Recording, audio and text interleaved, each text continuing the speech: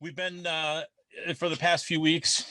This will be the sixth week looking at cosmic battles that God has been fighting, and primarily for most of the time we've been in the Old Testament. We've had a couple New Testament references or some mentions of things from Jesus or Paul. Tonight we're going to be completely in the New Testament. And I think next week also, and then the week after that, maybe we can summarize a little bit. But the cosmic battles in the Old Testament were very real to those folks that lived back then, the ancient Near East folks. Like we said, whether or not, and we're going to see the same thing tonight with the folks in the New Testament, with a little different slant from their point of view, which we get right out of the scriptures. But in the Old Testament, we had mainly beings that were anti-creational, and so will be the ones from the New Testament. But the way that God dealt with these beings in the Old Testament, we're going to see is somewhat different. And the viewpoint of the, I don't want to say modern, but if we were to say the Old Testament is the ancient times and the New Testament is, we'll call it modern for that time. The more modern Jewish viewpoint of the turn there of the century when Jesus was there was a lot different from the ancient mindset. And a lot of that took place in between the testaments. I didn't do this. I have the Apocrypha in a few different forms, but through that, you can almost see the difference between the thought process that they had regarding celestial beings. And in the between time, their thoughts became even more concentrated on the effect that celestial beings have. And so before I go too much further, we're going to stop. We're going to start with Ephesians chapter 6, and we're going to read verses 11 through 19. Hopefully very familiar to all of us here. I've heard dozens of messages on them and read a lot of things about these verses. But these verses take, as we read these, I don't want to say take center stage, but they kind of give us, as we go through this tonight, Paul's entire thought on the importance of celestial beings and God's battles and what has become not just God's battles, but man's battles as well. And Jesus, as a man, battles against celestial beings. And so I'm going to start in verse 11 of Ephesians chapter 6, and we read, "Put on the whole armor of God so that you may be able to stand against the wiles of the devil. For our struggle is not against enemies of blood and flesh, but against the rulers, against the authorities, against the cosmic powers of this present darkness, against the spiritual forces of evil in heavenly places.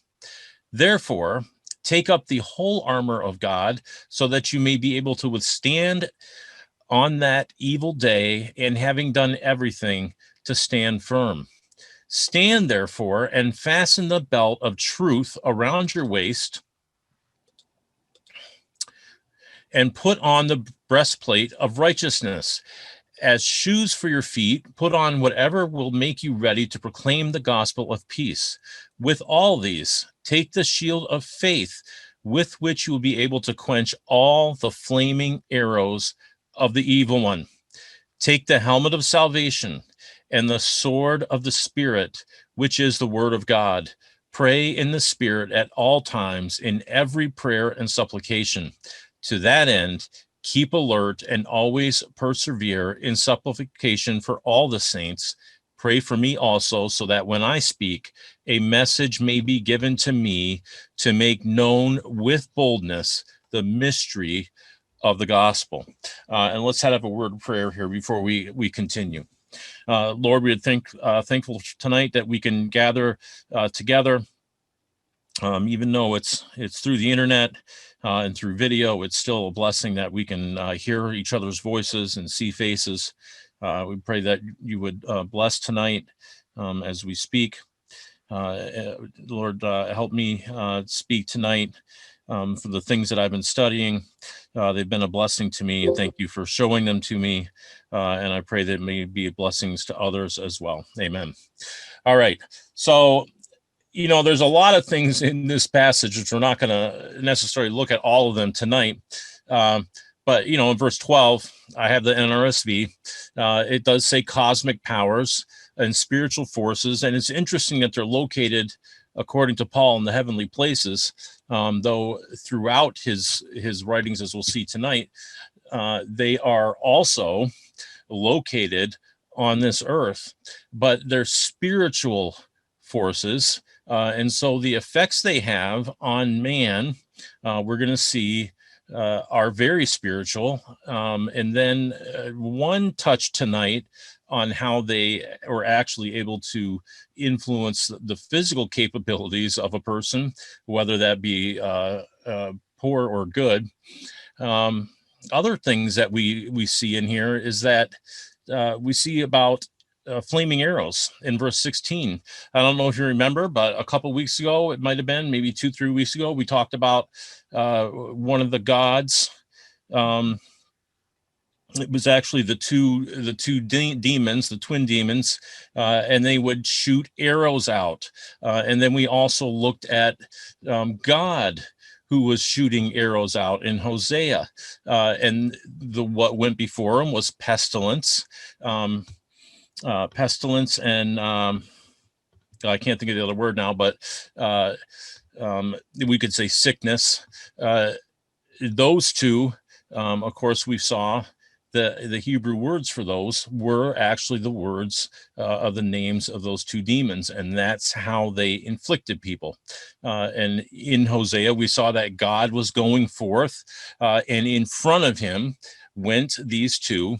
And then it said that God was shooting his arrows. So, we learned that we can take things from the ancient Near East mind and see how they played right into scriptures.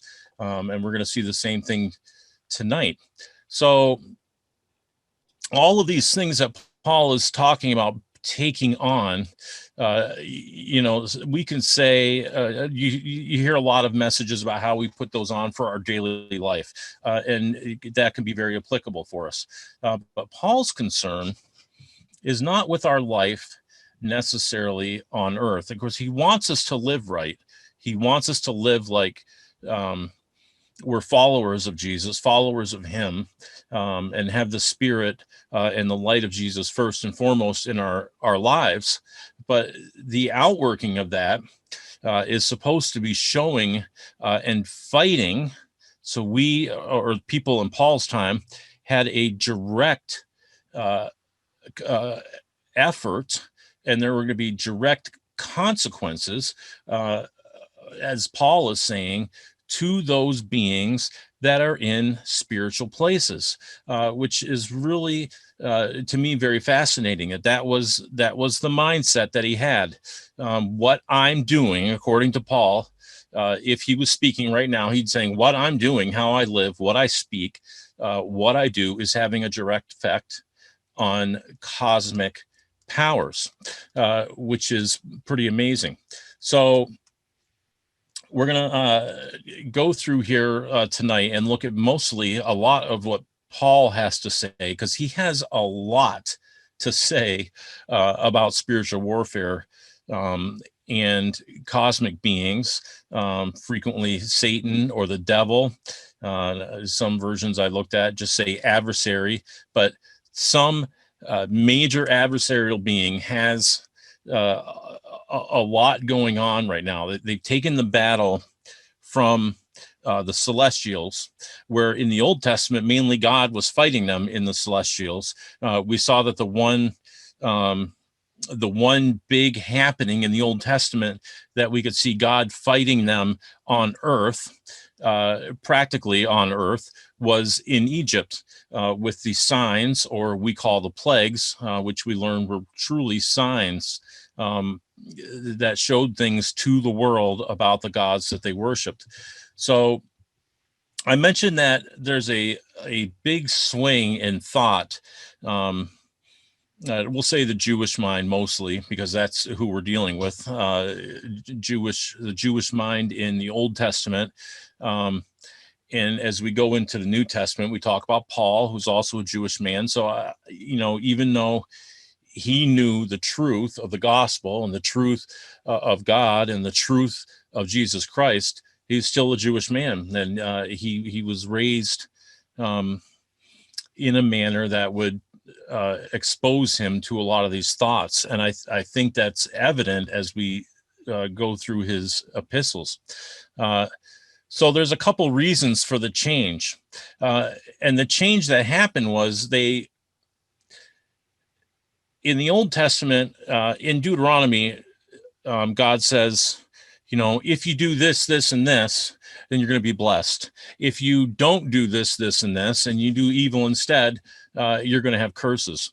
And so the responsibility is placed on the nation, on the individuals. There wasn't a lot of talk of, this cosmic being is going to come down and it's going to cause you to do this, or they're going to influence you to do evil. It was, you've done evil, you've done injustices, so you as a nation are going to suffer. In the New Testament, and in between the testaments, the Jewish mind starts thinking there's more going on here than just us. These beings that God has been battling for creation are influencing us much more than we previously thought. And so as we get closer to Jesus' time, that thought starts to enter their minds more and more. And in fact, it's in their writings, in the Apocrypha, you start to see that change and that shift where there are beings that have direct influence over them, and possibly to them, some of the things they do, evil things that they do as people, could be because there's evil beings that are pushing us to do this. They don't take the responsibility completely away. They know they have a responsibility to live a certain way, but there's something else that's driving us or pushing us to do these things. And so we start to see that in the New Testament. It's interesting. I think in the Old Testament, some possible reasons for this that I just thought through myself, as from what we've been looking at for the past several weeks, is in the Old Testament, these beings were primarily concerned with, according to what we have written for us in the scripture, their primary goal was to disrupt creation. Possibly not even just disrupt it, but to eliminate it, to destroy it. And we saw that God kept pushing them back and pushing them back. Actually, much of what we read was an event that God did at one time, and it was talked about frequently, especially in the Psalms, and then likening powers on earth to those powers we saw through the prophets and again in the Psalms. But it's almost as if these beings, so they, outside of Genesis 6 and maybe Job, there might be a couple other possible areas that we see it in the Old Testament, where these beings came and had a direct effect on the human race. After Genesis 6, after the flood, we almost have the idea, outside of, Joshua, I believe, and David and his mighty men, had to fight some of the offspring of these beings, because they did come back after the flood in smaller numbers anyways. But it's almost like after the flood, the beings understood, all right, we can't go back down to earth, because if we do, God's going to know, and he's going to wipe us out again. And so it's almost like they're just concerned with fighting however they can in the celestials to disrupt what's going on earth. As the New Testament comes, we're going to start seeing instantly in the Gospels, not instantly, but pretty close. We start to see that there's a strong influence of some of these beings, which primarily we call in the New Testament are called demons. But hopefully we remember a few weeks ago, we talked about the word demon in the Greek. It could be good, it could be bad. Obviously in the New Testament, largely we're seeing them as bad. And even the pictures we have of what they do to people in the New Testament, again, we're going to think of grotesque, ugly, serpent-like beings, but honestly, really, they're not. The evil one could look just the same as the good one, and vice versa. We don't know what they look like overall, but whenever there was a manifestation of a being to a human being, of a celestial being to a human being, they always appear to be similar in shape or whatever to humankind. I think that's, we don't know concretely, that's just a vision, but I think it might speak to something about what they look like. So in the second thing we see is in the Old Testament, the concern was mainly with God and Israel, their ongoing relationship. It was more about God's influence on his people other than the celestial beings' influence on his people. The third thing that we see is, which we just touched on, but I'll repeat it again. The Jewish mind begins to change regarding cause and effect, reap and sow. Before you reap, you sow. Now, maybe something's pushing you to reap. Maybe your mind is so depraved and you're so full of injustice towards other people that a demon is taking advantage of you because that's your disposition. But the cosmic beings have greater effect. And as I said, we're going to see that tonight with Paul. Jesus, we're not going to look at a lot tonight, but next week, Jesus combats celestial beings in force in the New Testament, in the Gospels, because he directly is going to fight demons, which are cosmic powers that have infiltrated into the bodies or minds of human beings. And when we read those, what do? They take creation in its created natural order, and they take it apart, and they cause creation to act in a chaotic manner, which is the same thing they were trying to do in the Old Testament. And we'll also see that not only did Jesus have to fight celestial beings directly in human beings, we also had the temptation, but also many times he would cast a demon out, but the demon was related to a physical ailment of somebody. So we get the idea that physical ailments could be caused by demons. And the fifth thing is that I think that cosmic powers begin to sense, in a way, that something big is coming, something big. And we need to step up what we're doing because something big happening. And we're going to be a lot more involved than we were before. These are just my thoughts on this. I didn't read that from anybody, but through the week I've been thinking, what would be the reasons that they came or that they wanted to come? What were the reasons that we see people that would be demon possessed in Matthew, which is just a few hundred years outside of, well, about 400 years outside of the end of the Old Testament? What's the difference? Why does Jesus have so many opportunities, and not just Jesus, but the apostles too, and Paul, and the 70 that they sent out, we saw a couple weeks ago, they had interactions with demons as well. Why all of a sudden all this demonic activity. And so, there's different things that you can think about that would be causing it to happen. And so I think we're going to see a new phase of the cosmic battle. Yeah, there might be other possibilities than that. Those are just a few ideas that came across my mind as I was giving this some thought. So we continue tonight. The powers in the Old Testament were always displayed as weak. That was the whole purpose in Egypt with the signs. They're weak. They have no power. They can't do anything. God has effectively in the Old Testament kept them under wraps, put them to their own places where they couldn't go any further. And for the most part, you didn't really hear of anything going on. And then it's like, a light switch is flipped.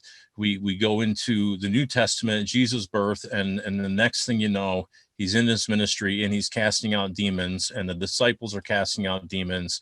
And there's a lot of things going on. And this all is related to cosmic powers. So let's look at a minute, just some mentions of cosmic powers in the Old Testament or in the New Testament. So in 1 John 5:19-21, we read that we know that we are God's children and that the whole world lies under the power of the evil one.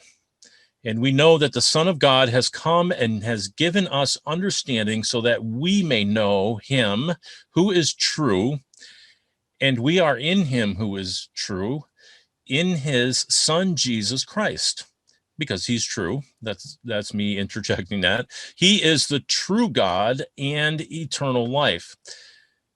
Then he says, little children, keep yourselves from idols. So according to John here in 1 John, the whole world, we'll call it the whole known world, where civilization resides, are all under the power of the evil one. That's pretty broad.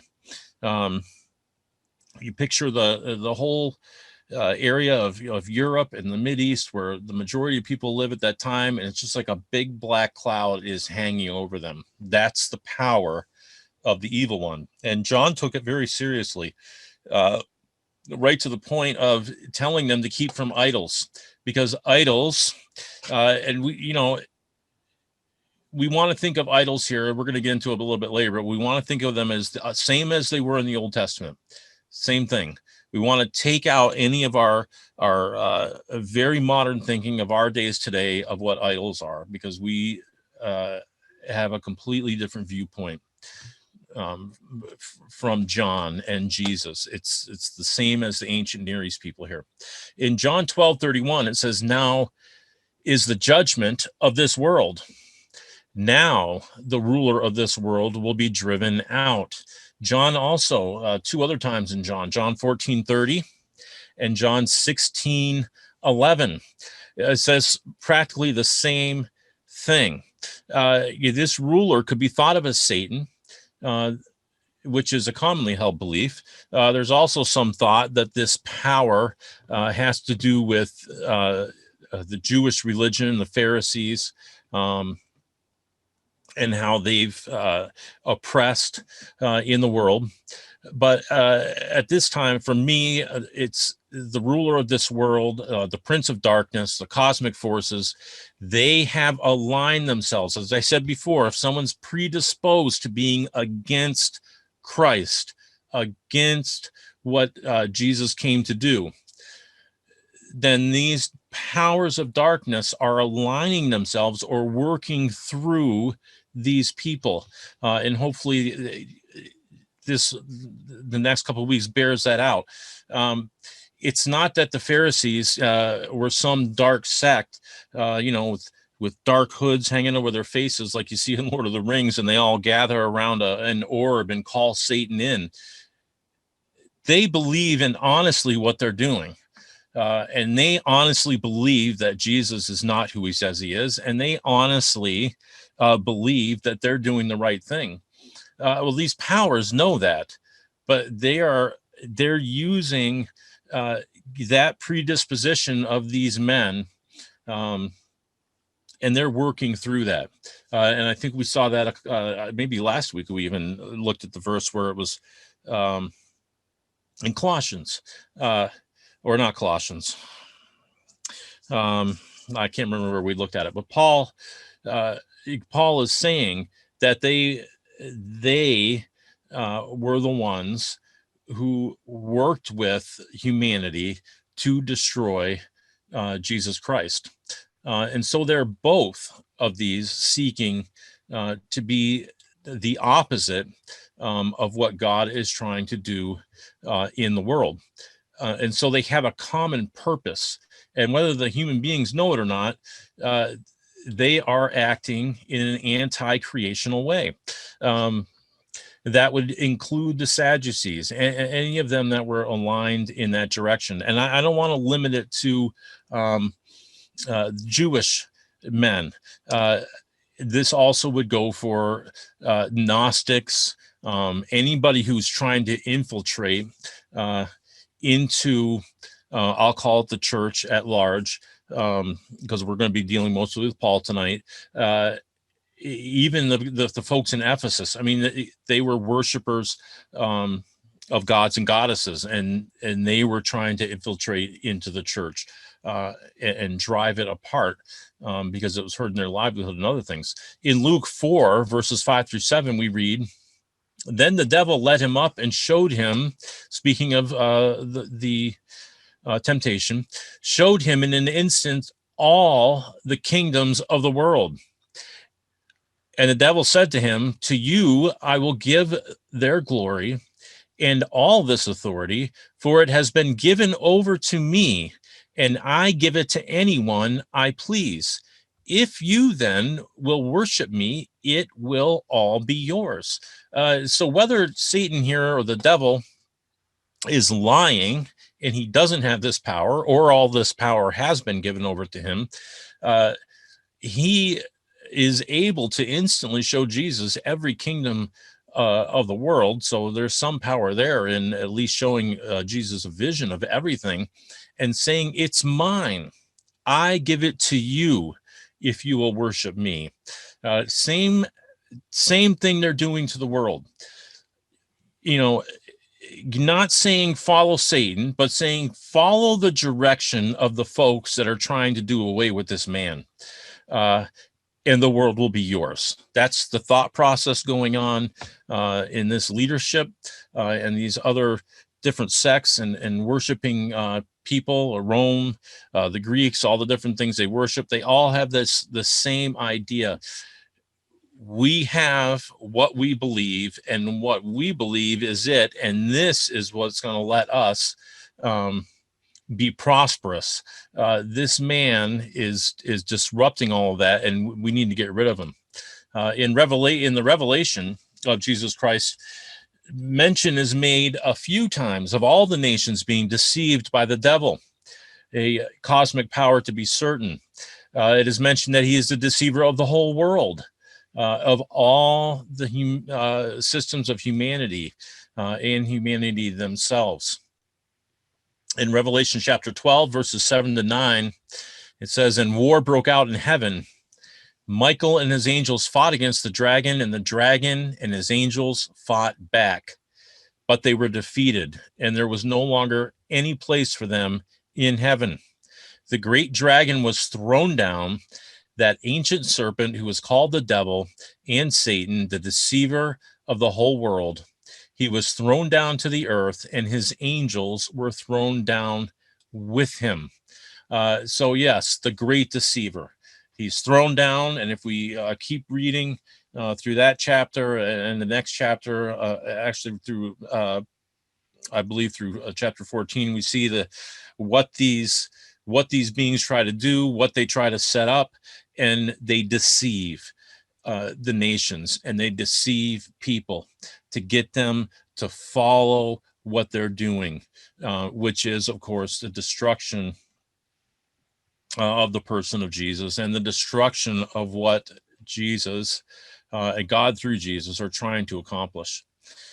So according to Jesus, Paul, and John, There is a great cosmic being that came to earth and deceives the nations, Jews included, and was at work in all who were outwardly disobedient to the truth. It became the course of Paul's world to follow after cosmic beings, again, whether they knew it or not. Now, the devil and all other such beings, because we're going to see, I believe, anyways, and we read about the different demons that were in people and things like that. There's many numerous beings that were involved here, and they were all out. So these such beings, they had incredible influence on humanity at this time, on the world system, incredible influence. And they not only helped to guide the world against Jesus, but they infected individuals, causing them to act as they were not intended to act, just like we saw what the signs of the plagues were against Egypt, creation acting as it's not intended to. So again, this is a battle that's been taking place long before the world was created. Our world, if we want to say our universe as we know it, was created. And all these powers have been at work. So, I have a slew of verses here, and I'm not going to read them. I'm just going to read a couple, and then I'll list off the verses. I know I'm kind of going fast, and I'm kind of reading, but just a lot to go over. This will be recorded, so you can obviously go back through and pause me and stop me. But Paul has many times talks about powers and rulers in 1 Corinthians 15:24. And he's talking about the end. Everything is handed over to the Father. And he says he has destroyed every ruler and authority and power. That's not just earthly powers. I know that's what our minds go to all the time, but we're talking about heavenly powers or celestial powers as well. Ephesians 1:21 talks about how Jesus has been placed, and in chapter 2, us with him, far above all rule, authority, power, and dominion. And again, with the Jewish mindset, there's God up in the heavens, and Jesus is with him. And then there's levels. We talked about this a few years ago, at least. There's levels of angels that I'm saying this is what the Jewish people believe. I'm not saying it's fact, but it's what they believe.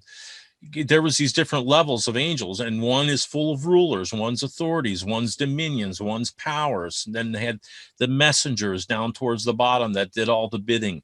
I mean, this is their thought process. And when Paul's writing this, he's kind of directing this not just to the believers, because he's also directing this to those who aren't believing and saying, look, all these beings that you're worshiping and you talk to and you think are doing something, Jesus is over all of them. In chapter 3, it says that we, or the church, was the wisdom of God, and it's put there for a reason. And part of the reason was to make known his purposes to all the rulers and authorities in heavenly places. So there are rulers and authorities in the heavens that did not understand or sought to usurp God's authority, or thought to do whatever they could, throw a monkey wrench into the works, so that everything got stopped up and God's works couldn't be done.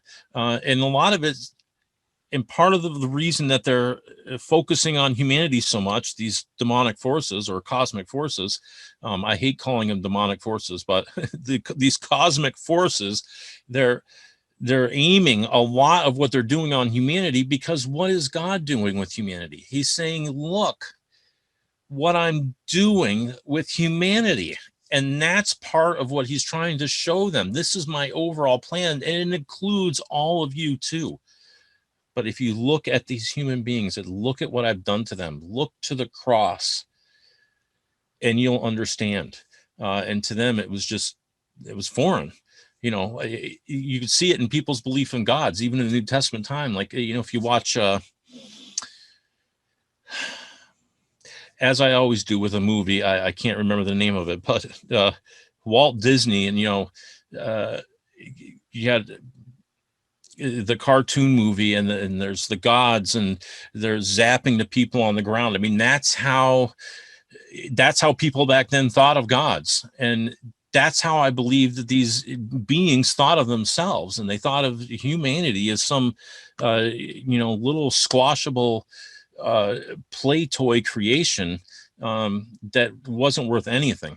In Colossians chapter 1, we read that all things, it says, in heaven and on earth were created, things visible and invisible, whether thrones or dominions or rulers or powers, all things have been created through him and for him.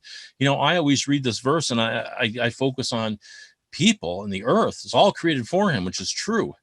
But according to this, he was even before all of the invisible, whether they are thrones, dominions, rulers, or powers.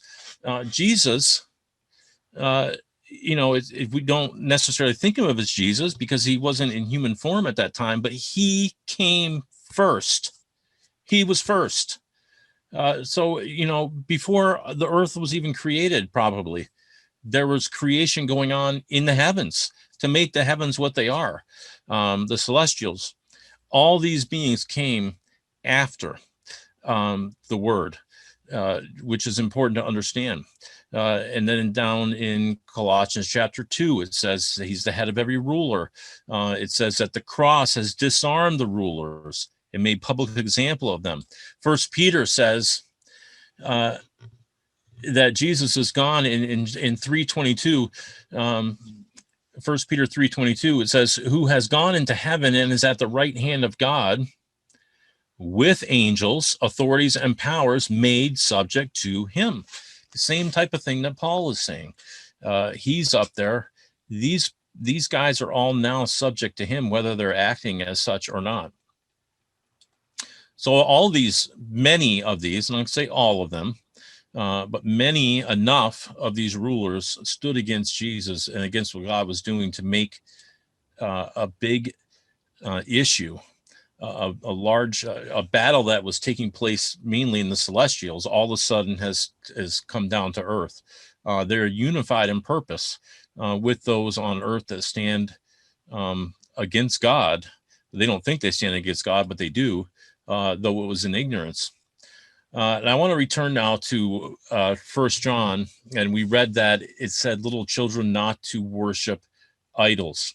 I think it's important to understand that when we read in the New Testament and we read about the word idols, we're actually talking about the same type of idols we read about in the Old Testament. Now, God calls them no gods, but to people they were gods. And I believe that at some point, probably in Genesis chapter 6, and probably decades before that, there was something going on here on earth with celestial beings. Eventually it got out of control and God had to take care of it. But men, that information was passed down to men, and they had an idea of celestial beings. They had an idea of what happened when the celestial beings came down and played with human and animal DNA and made beasts and strong men of renown that had incredible power, physical power, and maybe other, I don't know. But that's what these idols represent. And so the folks in the New Testament relied on this just as much as those in the Old Testament. In fact, even more, because now they actually saw with their own eyes things happening on the earth around Jesus' ministry that showed them that, yes, these beings actually do exist. And look what they're doing on earth. They're wreaking havoc with people that we know and see on a daily basis. If suddenly something's happened to them and here comes Jesus or an apostle comes along and they cast out a demon, and just like that, the person is healed. So there's something going on in their minds. And I think that probably drives worshiping idols even closer to them. They live in an empire of Rome, who worships, you could just Google Roman deities or Roman gods and goddesses. I mean, Wikipedia has a list of about 40 or 50 right off the top. They worshipped a lot of different gods, and so did the Greeks, and so did the other people that were in that area. The people that lived in Africa worshiped certain beings. People that lived in Europe. I mean, Rome went all the way up into England, and we know there were Druids up there, and they worshipped angels and beings. It's been found that they did human sacrifice up there. So all this exposure to this idea about idols, and we think of idols as, well, I watch too much TV, or I read too much of the wrong kind of books, or food has become my idol, or drink, or smoking, or on and on and on. We have all kinds of things that we call idols because we rightly say they're things that take us away from God, which can become an idol. But that is not at all what we have in mind here when we're talking about idols. And so these people are still worshiping beings. We see Paul dealing with this in Ephesus. In Acts chapter 19, 11 to 20, it says God did extraordinary miracles through Paul, so that when the handkerchiefs or aprons that had touched his skin were brought to the sick, their diseases left them, and the evil spirits came out of them.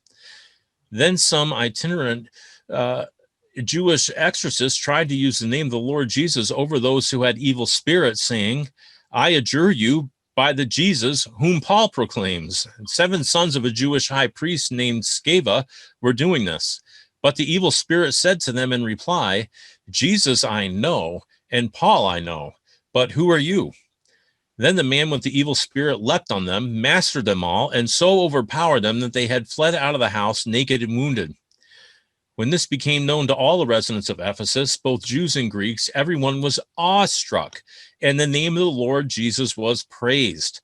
Also, many of those who became believers confessed and disclosed their practices. A number of those who practiced magic collected their books and burned them publicly.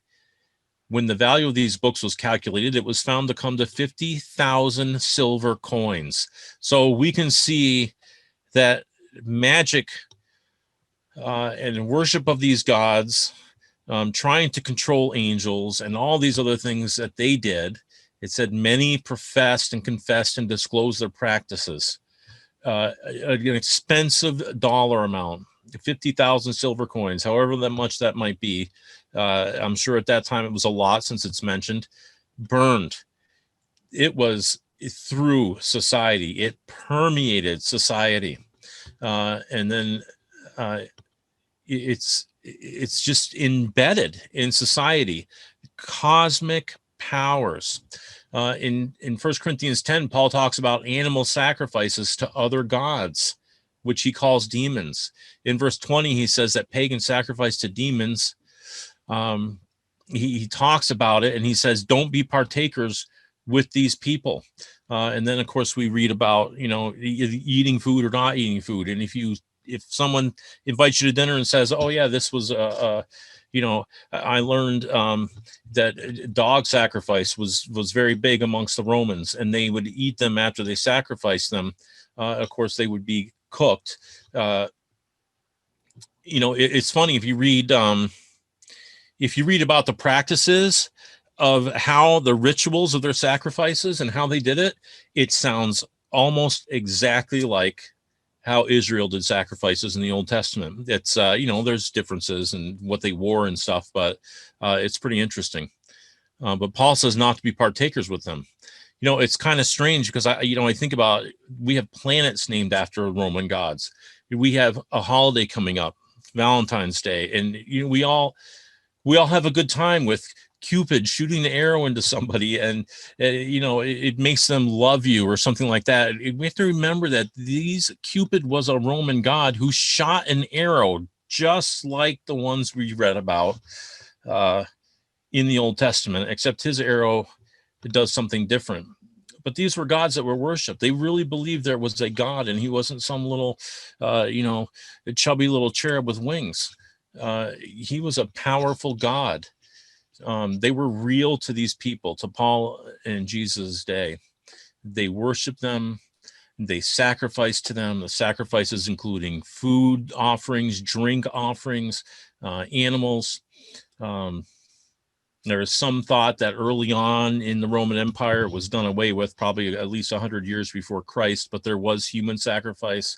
They had come to a point where they realized that probably wasn't the right thing to be doing and altered their sacrifices. But these are the demons that we're reading about, the powers and authorities and rulers of the age.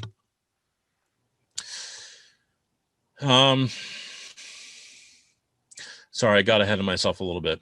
So going on, talking about these beings. In one instance, Paul mentions that he has an affliction in the flesh, possibly a fleshly ailment. I think it's impossible to say which, but I read a lot of notes and commentary about that in the past and in the past week or so again. But the interesting thing is, Paul says it was caused by the adversary. The adversary, capital THE, was influencing Paul's life to such an extent that he had a thorn in the flesh that could, if Paul let it, prevent him from doing the things he's supposed to do. It's in 2 Corinthians chapter 12 and verses 7 through 10. It says, the extraordinary level of the revelations I've received is no reason for anyone to exalt me. For this is why a thorn in my flesh was given to me, the adversary's messenger sent to harass me, keeping me from becoming arrogant. 3 times I pleaded with the Lord to relieve me of this, but he answered me, my grace is always more than enough for you, and my power finds its full expression through your weakness. So I will celebrate my weakness, for when I am weak, I sense more deeply the mighty power of Christ living in me. So I'm not defeated by my weakness, but delighted. For when I feel my weakness and endure mistreatment, when I'm surrounded with troubles on every side and face persecution because of my love for Christ, I am made yet stronger, and my weakness becomes a portal to God's power. That's from the Passion Translation. And you get the sense almost there that, he got a thorn in the flesh, which was from the adversary, but God's looking at it and saying, I'm going to let it stay there because it's keeping you humble before me. So, however you want to look at that, this battle came straight down to Paul. In 1 Thessalonians, it says that Paul wanted to visit them, but he couldn't because Satan blocked his way. Have you ever just thought about that for a minute? Paul's traveling, he wants to go somewhere, but somehow Satan is making it so he can't go. So some adversarial power, some cosmic being is trying to stop Paul from getting to Thessalonica. It says in 2 Corinthians 4 that the God of this world has blinded unbelievers. I'm gonna hurry up through my last couple things here because it's getting late. But in 1 Peter 5, 8 and 9, it says, your enemy, the devil, roams around incessantly like a roaring lion looking for its prey to devour. Take a decisive stand against him and resist his every attack with strong, vigorous faith. When I read that in light of cosmic powers and the battle that they're waging, I don't think that we today can really have an appreciation to what was really happening in their day. It was incredible. It was things that they could see. It was real to them. I mean, we say things, people say things now, Christianity, about, the devil's in my way or this or that. I don't think we really understand what was happening with Paul and in any of the apostles, any of the believers, the 70 that Jesus sent out, the things they saw and the things they experienced were very, very real to them. Paul tells the people in Corinth who are married not to deprive of each other of marital, that's physical relationships. Because if you do, the devil is going to sneak in, and because of what you've already experienced physically with your husband or wife, if you deprive of each other, the devil is going to use your mind, and he's going to get in there and he's going to tempt you to do something, which of course we're talking about adultery, or even orgies, which were common in that day and used in worship. So Paul is saying, if you want to abstain from these relationships while you do fasting or prayer, which he's not telling them to do or not to do, but he's saying, if you do it, don't do it for too long, because if you do, the devil is going to get in. And when he says that, I don't think he's just saying it like we think of, like, oh, I got tempted. I think Paul is honestly saying, yes, a power, a spiritual force, which in Ephesians 6, I'm telling you to stand up against, because they're real and trying to work in your life, is going to tempt you. Throughout the New Testament, there is certainly blame put on human beings, but also, as Paul notes, the adversary takes advantages of people's weaknesses. And probably the most shocking, if you want to talk about Satan and adversary beings, Paul tells someone in Corinthians, a man who has been sexually immoral with a family member, a stepmother, or someone like that, it's a sexual sin. And he says to take this guy and to turn him out of the fellowship, put him out on the streets, and give him over to Satan, so that his flesh can be destroyed and that he might be saved in the end. That's some pretty powerful stuff. Throw him out. I'm not trying to get you to imagine the man going out and demons piling on top of him like aliens and ripping him apart. But the idea is that you send him out and let him go his way.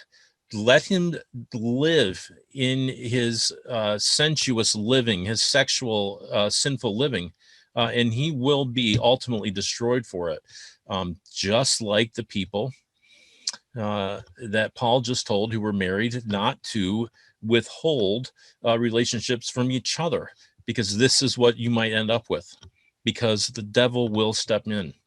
In 1 Thessalonians 3, Paul is worried that a tempter might have lured them away, a tempter being a celestial being. So we're not going to go to all of them, but there are way more. If you read through Paul's letters, you will find them all over the place, where Paul is talking about spiritual beings and spiritual forces that have a real influence and a real their actions have real outcomes in human beings in Paul's day, in Jesus' day. And next week we're going to look more at Jesus, because Jesus' battle, of course, we just read from Acts how Paul did drive out some spiritual beings, and just the fact of touching his clothing with another piece of clothing, and the power that he had from God would transfer over to someone else. We saw the same thing with Jesus. It was amazing that these things were happening, but it was real, I believe, at that time, because spiritual forces were active on this earth, and Paul was very aware of it. Peter was very aware of it. John was very aware of it. You read through Revelation, you can see that. Peter doesn't talk about it as much as Paul does, but I think outside of the Gospels, outside of Matthew, Mark, Luke, and John, and talking about what Jesus did against these spiritual forces, Paul is he might even have more written about it than we read in the Gospels. So pretty incredible, though. So God's cosmic battles will continue with looking a little more at Jesus' perspective, but they have come to earth in our studies, and they are in full force, trying to subvert God's purposes. And that's where I'm going to stop tonight.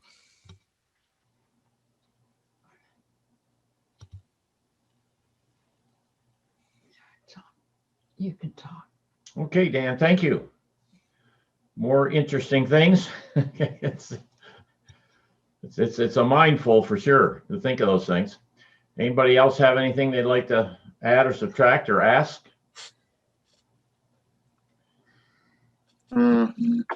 Well, I would say, I don't deny the spiritual forces, but I don't know if we ought to overemphasize the spiritual aspect of it as opposed to the worldly people that influence us. Like one of the first verses he said, 1 John 5, was the whole world is under the power of the evil one. Yep. And it's not like, I think we shouldn't think of, the devil is on our shoulder, whispering in our ear, oh, do this or do that. I think it's our whole society, the whole world we're tempted every day by all kinds of influences by real people all around us to do things that we shouldn't, Definitely. namely advertising, for instance. I mean, Hollywood and Madison Avenue, they tell us constantly every day that, we need more of everything that we don't need, and we should do more of everything that we shouldn't do, and we should see more of everything that we shouldn't see, and on and on and on. It's sometimes it's not, the devil in heaven or in hell or wherever he is. It's the devil that lives next door to us. That we should be just as concerned about, if not more concerned about. Now who's influencing him is maybe another story, and maybe we are directly influenced somehow or another, but it's I don't think you want to make it too spiritual. Not that it isn't, but it's just as worldly as it is spiritual. It's is. Yeah. My intent is not to make it all spiritual, but that's what our topic is. So that's what my focus is on. But like I said, it's definitely not. It doesn't take away from in the New Testament. It doesn't take away from the things that we do on our own or how we influence each other. But there was this other thing going on that was to me, in the time of Christ and Paul, in that time frame, I think there was some extra pressure being put on by these forces because of the cross, because of what God was doing, because of what they could see, the direction they saw things were taking. And so I think that's why suddenly you go from the Old Testament, where it was like you were saying, it was more put on the person, put on the nation, and they were influenced by other nations, and worship of other gods was in that, but it was more of the personal responsibility. And that certainly is also in the New Testament a lot, but you start to see more of an influence from spiritual forces than you saw previously. More concentrated, I should say. And do you think that happened because the Lord himself was on the earth? I think so. I think that's got something to do with it. I think that's what I mean. When they saw what was taking place with Jesus, they decided they needed to step up and act more as well. And that's why, you didn't read, Isaiah didn't talk about demoniacs and, things like that, and sicknesses that had to be casted out, and they were really evil spirits. That's what you read as you get further into the New Testament. And it just makes me wonder, were things like that even becoming more prevalent between the testaments that started to change the Jewish thought process, that there's more at work here than just us. All right. Is this influence happening today? This spiritual influence, you think? Honestly, in my opinion, at this moment, I don't believe so. Yeah. I honestly think that it was highly focused into a particular point in time. I know a lot of people would completely disagree with me and give me all kinds of examples and scriptures of why, but I think it was really highly focused to the time around the cross. Yeah. I think today, Dan, is what you're saying. I you know, I'm looking at it like this. These beings were here. They were here in Genesis 6. And all through the Old Testament, we see that their influence stuck. Even though they weren't here still, it still influenced people enough to worship after beings like them.